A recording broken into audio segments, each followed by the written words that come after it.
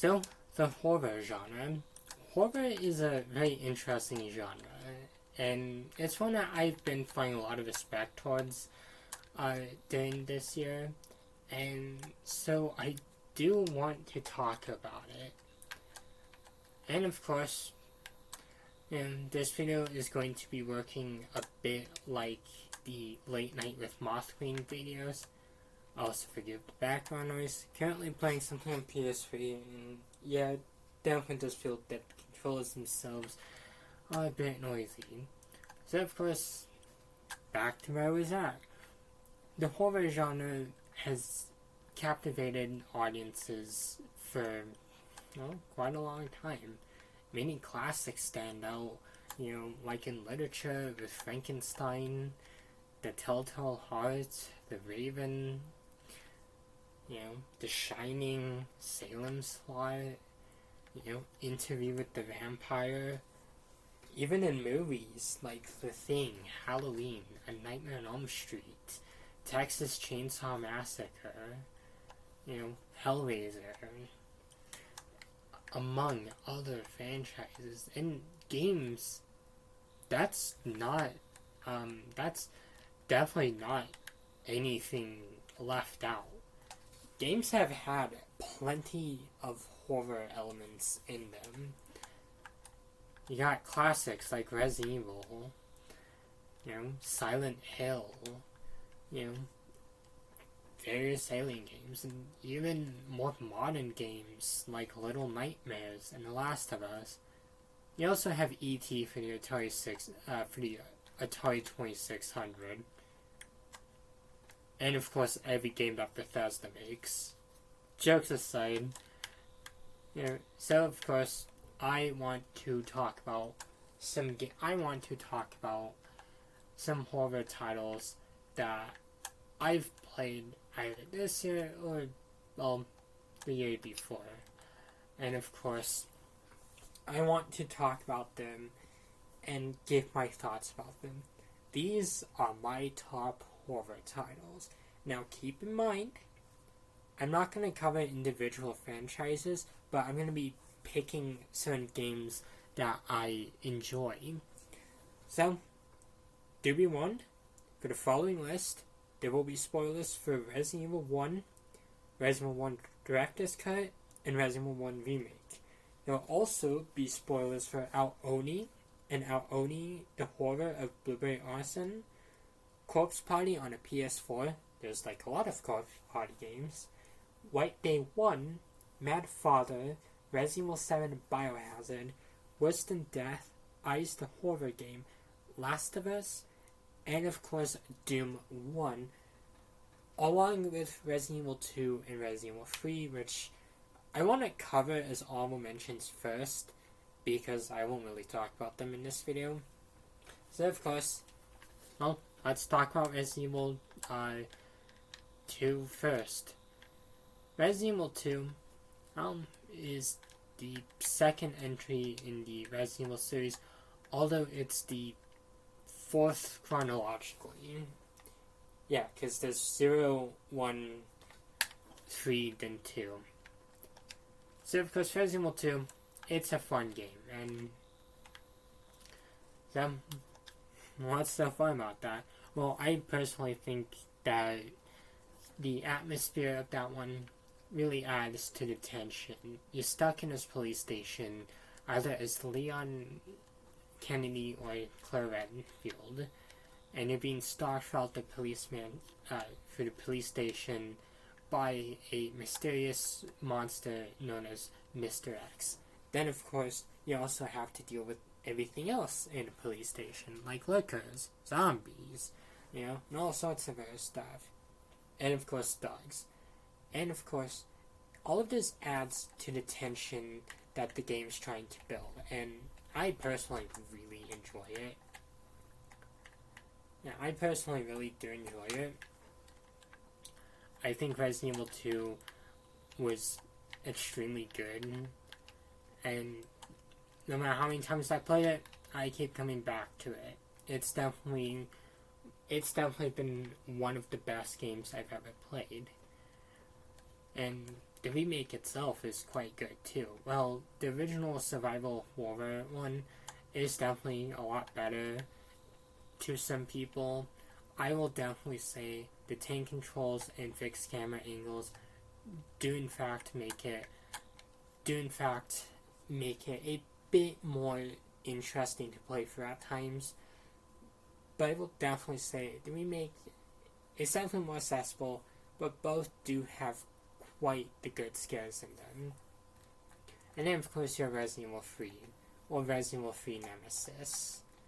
Resident Evil 3 is an interesting one, because, well, you've been stalked by a more powerful tyrant called the Nemesis, and he's definitely more scary than Mr. X in my opinion. Resident Evil 3 works a lot like how Resident Evil 2 does. Although there are some returning monsters and there's some new ones. There's a giant one that you have to face in the original. There's the Pillowheads in the remake. And of course, there's also the return of the Hunters, which generally did make Resident Evil 3 extremely terrifying. And I think these two, are some good honorable mentions to start off with, because these two generally did horror pretty well. And of course, on towards my number one pick, that of course being Resident Evil and its remake and the director's cut. So I've already covered this one quite a while ago, so yeah. Well, I guess be one for me to talk about once again. So Resident Evil 1 originally came out in 1996, and, well, it's honestly just a wonderful game. There's definitely not enough I can really say about this game. Obviously, I did review it all the way back in 2023, so I'm gonna kind of keep this one short. And that, of course, I'm going to keep this one a bit short. So, let's just simply get into this one. Resident Evil 1 works perfectly as a horror title, in my opinion, because, first of all, the game limits where you can go at first. Like Resident Evil 2 and 3. You gotta unlock all these doors in the Spencer Mansion in order to progress, and the game shows what you are facing off against pretty quickly, either with the zombie dogs, or of course the first zombies that you run into in the mansion. And I think it does well with what it does. The story for Resident Evil is also pretty interesting too. As, well, you're investigating some strange murders in the Ockley Mountains and searching for a missing STARS team. This, of course, leads you to the Spencer Mansion, and of course leads you to the unspeakable horrors inside.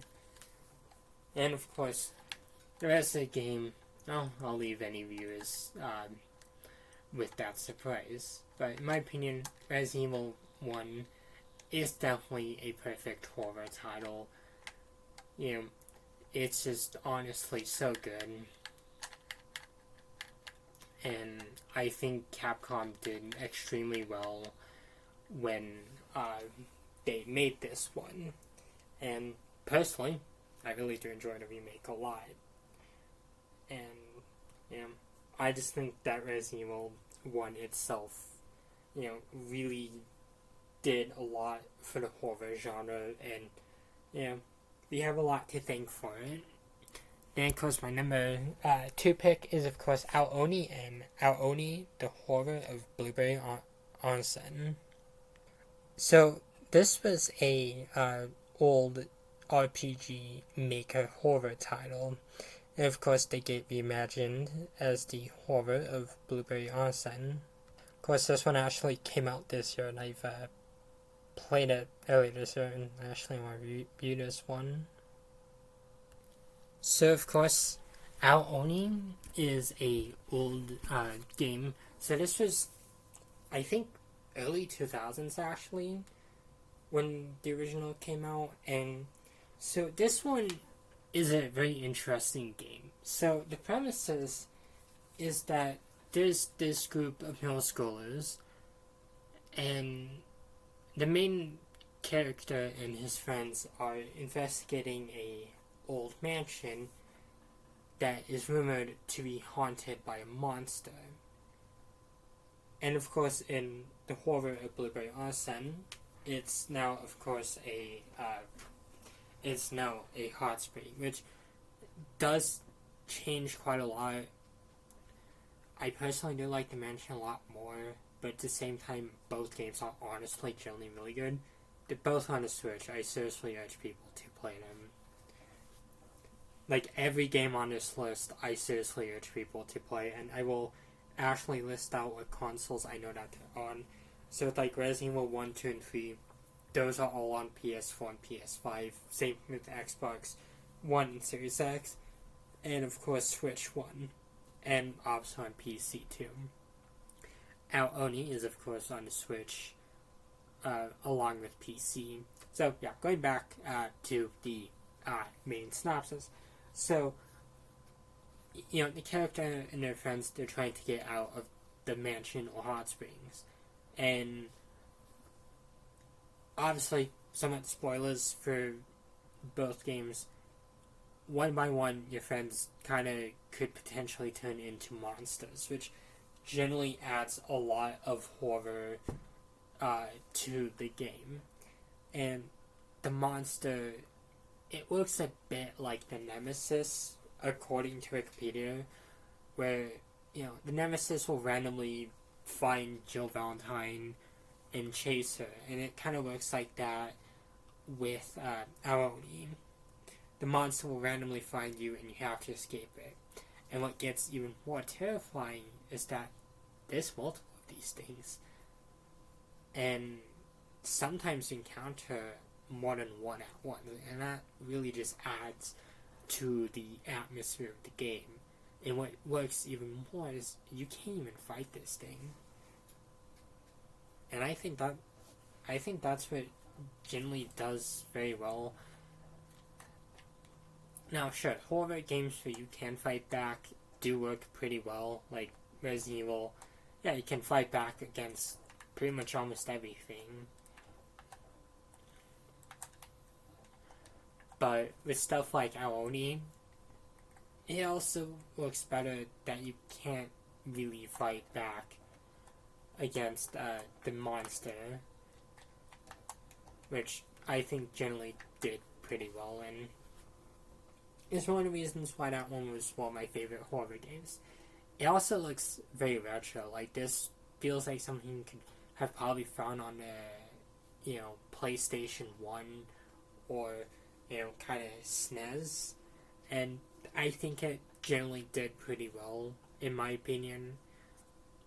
And so, of course, moving on to my number 3 pick. And that is, of course, Corpse Party. So this was on the PS4, and I think also the 3DS. It's probably also on PC too, like everything's on PC. So, of course, Corpse Party, this, if I recall correctly, this is actually a anime, actually. Don't quote me on that. This was actually my introduction to Corpse Party, and I think for the most part, it's a pretty good introduction. Well, it's a horror title. Definitely caught my interest because of that. The game is pretty simple, you know, so I don't want to spoil it, but I thoroughly did enjoy this one, and I definitely recommend it. I think the atmosphere for this game made it really enjoyable to play through. You know, it turned out to be one of my favorite games of this year, and I recently found out that there's more of these on the PlayStation Vita.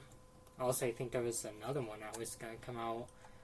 So, it's definitely been on my mind for quite a bit. So, definitely do recommend this one. And, of course, next up, we, of course, have White Day. Well, White Day 1, there's two of them. And this one is, of course, 11th Named School.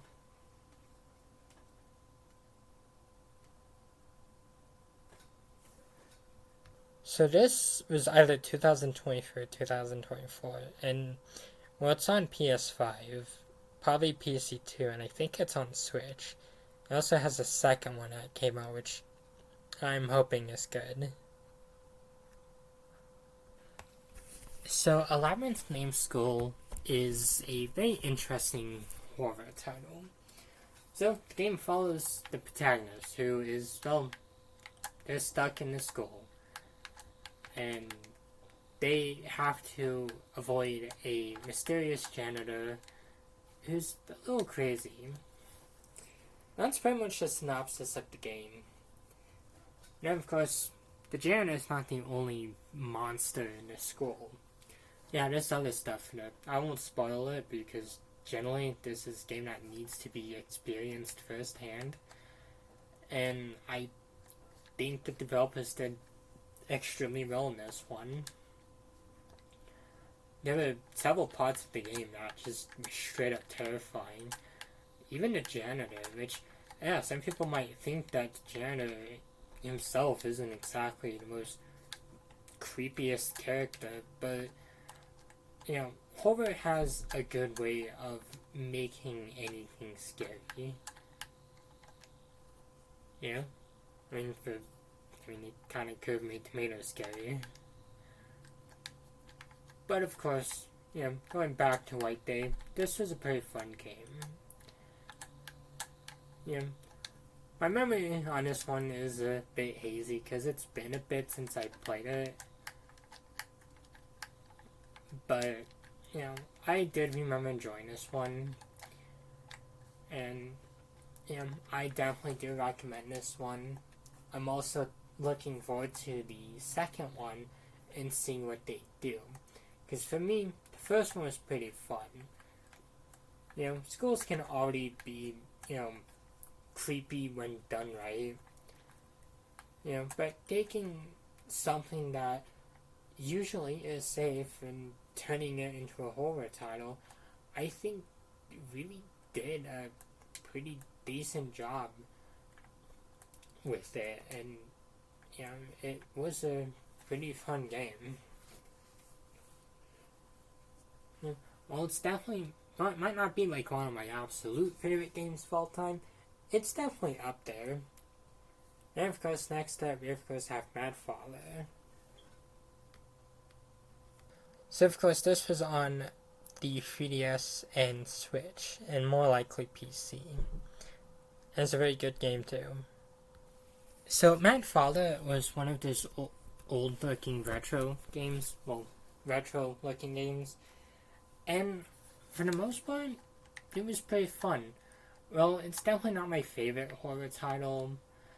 It was definitely a fun experience. You know, there was a lot I did like about this game, and it was a pretty unique title, and it was one I was also glad that I was able to experience on the Switch. I also thought the game was pretty unique. There's a lot that they did right for this one, like the puzzles and the experience of this one along with the atmosphere. So I definitely do recommend this one. Next up, we of course have a recent one I've played, Worse Than Death, which I found on the PS4. I played it on the PS5, although I do think it is on PS4. Although, maybe it could be PS5 only. I honestly do not remember. And more likely, it had a PC version. Like, honestly, it feels like everything's on PC these days. So this was a pretty interesting game. And, well, what are my thoughts on it? Worse Than Death is about a character attending a high school reunion and kind of having to solve a mystery. Overall, it's a pretty fun game. I wasn't expecting much from it at first because I didn't really know much about it, but the game itself is pretty fun. It's one of those games where you're defenseless against a bunch of stuff, and so hiding is the best course of action, which, again, is done right when it's handled well, and I do think that Worse Than Death handles it pretty well, to be honest. Leaving you defenseless, I think, is a good idea in horror, but it needs to be done right.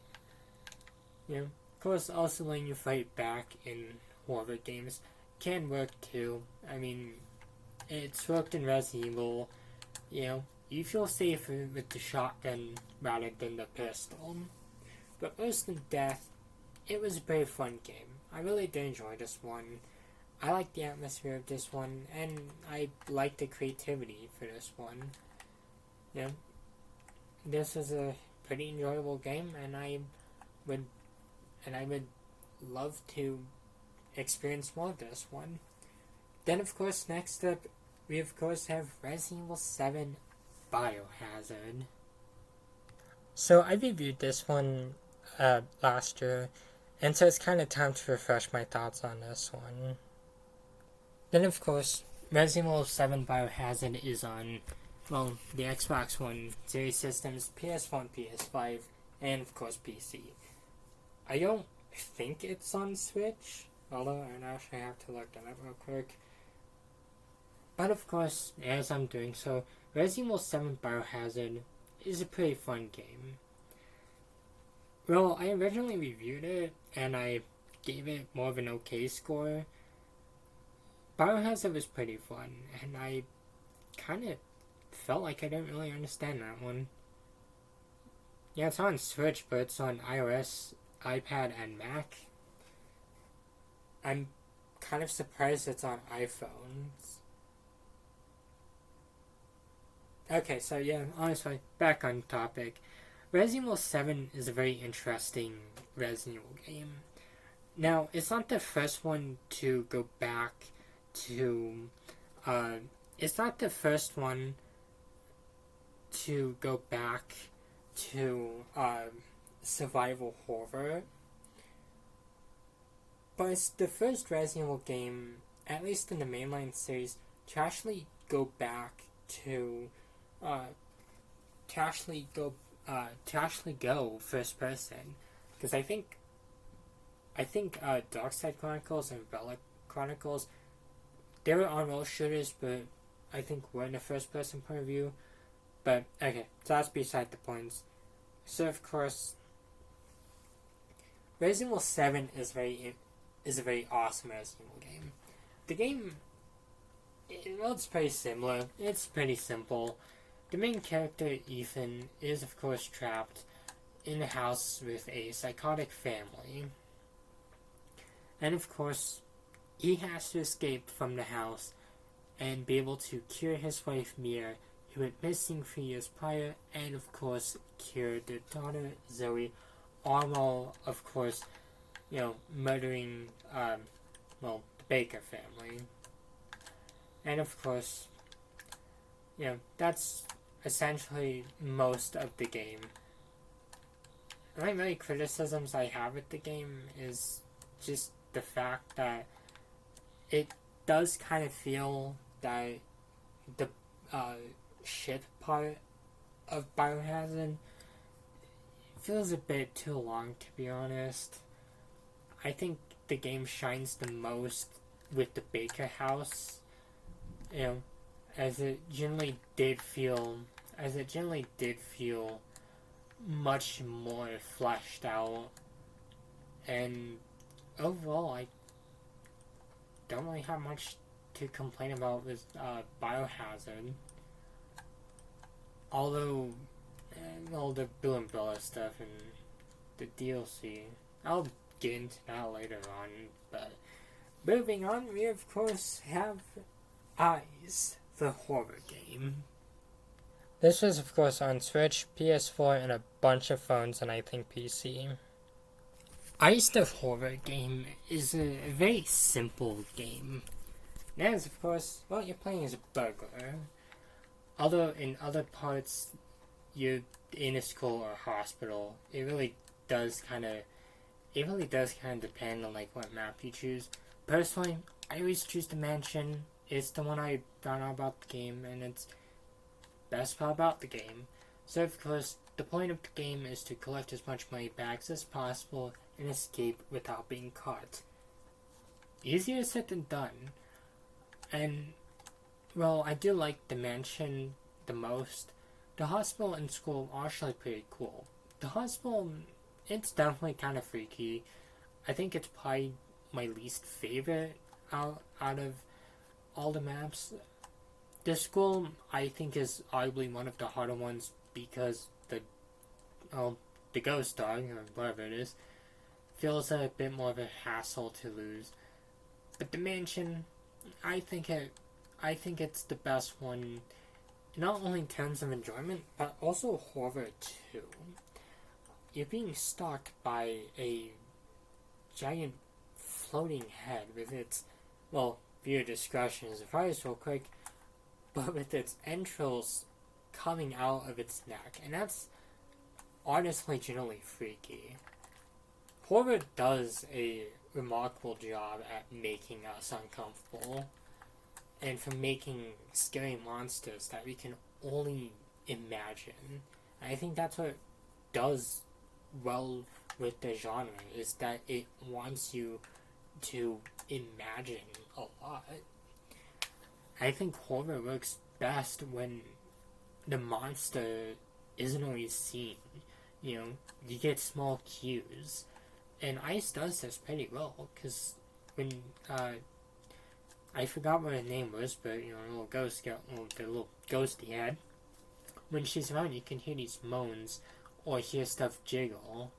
And, yeah, I'm not realizing I kind of phrased this badly, but you hear artifacts, you hear stuff, you hear surrounding stuff shake, or you can hear her ghastly moans, and it really is meant to really kind of put the player on edge, and I think it does very well, to be honest. And years later, it's still one of my favorite horror titles, and still is. And it's definitely a shame that I've only completed this game this year, actually. Then, of course, next up, we of course have a recent one I've played, and one of my girlfriend's favorite games, The Last of Us Part 1.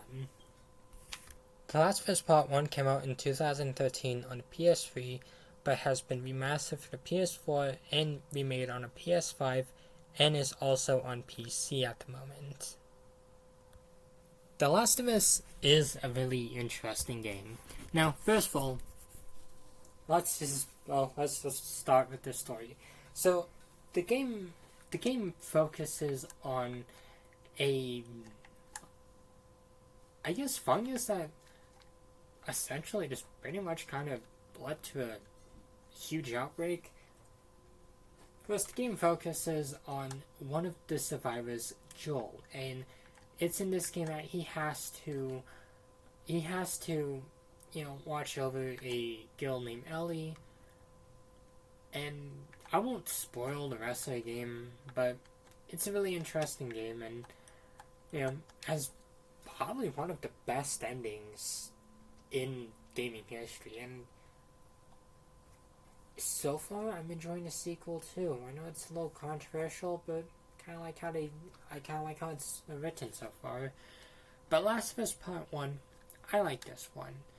It was a really interesting horror title, and I think Naughty Dog did well with the horror for this one. The infected are pretty creepy, especially the clickers. Also kind of a pain to fight if you don't have shivs on you. I actually picked this one up again because Resident Evil Revelations 2 reminded me a lot of this one with Barry's and Natalia's story. Also, I want to put that as an honorable mention on this list because Resident Evil Revelations 2 is honestly really good. It's on PS4, Xbox One, and Switch. And of course PC. I definitely recommend people play that one. Same thing with kind of Revelations. That one was pretty good too. Bit difficult, but honestly, just play the entire Resident Evil series. It's a really good series. But Last of Us Part 1, it was a pretty fun game. I really do like the dynamic between Joel and Ellie. And I also like how not all of it is just entirely horror focused, but just some parts that are focused on the dynamic between them and just how just how the two are getting on with each other. And I think it did pretty well. And of course, my final pick is of course Doom.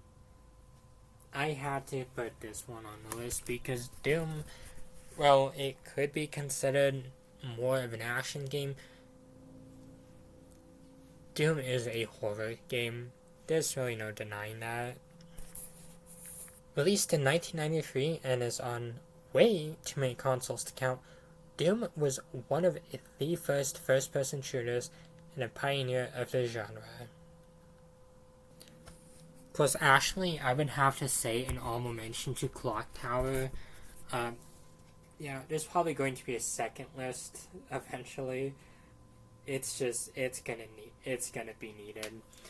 But of course, going back to horror games, Doom itself is honestly really good. This game, there's not enough I can say about this game. I've technically already reviewed the first 3 entries, but Doom itself is honestly a really remarkable game. And I guess I'll just start off with the level design. Level design is just absolutely perfect, especially in Knee Deep of the Dead, the first episode of Doom 1. Knee Deep in the Dead pretty much just has you on the Phobos space station, the moon of Mars, well, one of its 2 moons. Deimos is the other one. And of course, the game focuses on you pretty much, dealing. The game does focus on you primarily dealing with demons that invaded this station. And of course, it is up to you to kill them all. And of course, the question is, how does Doom handle horror and action? Does it do it well? I personally think so. Doom itself is a pretty fun game. I could also put Doom 3 here, which generally did feel more horror. And honestly, I will definitely say that as another honorable mention.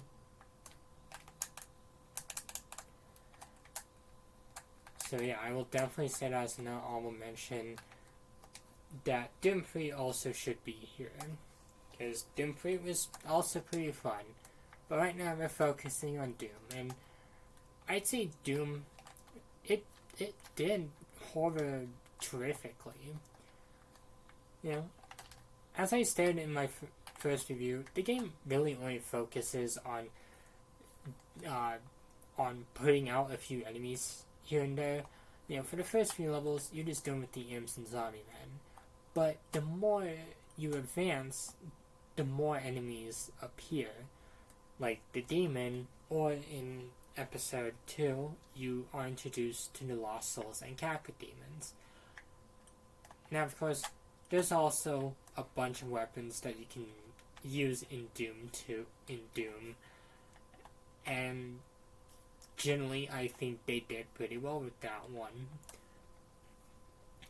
Doom itself does not, it does not simply, it doesn't simply just kind of, have you get screwed over and you're just dealing with demons without much firepower. No, it gives you a lot of firepower. Unless you're on Nightmare, then you're kind of screwed. But of course, I think Doom was pretty terrific, and I think that I think that the first game did a pretty good job with blending horror and action, and kind of was a very influential game.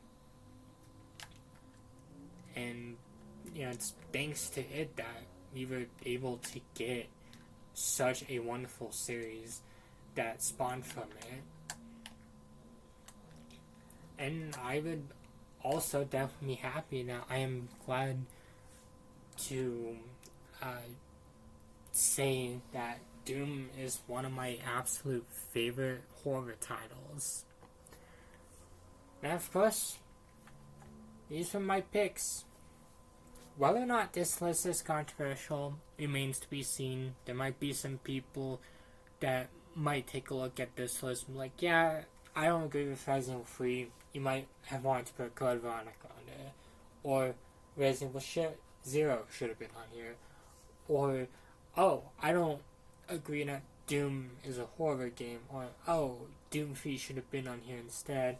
Or maybe The Last of Us 2 should have been on here. Or maybe T should have actually been on here.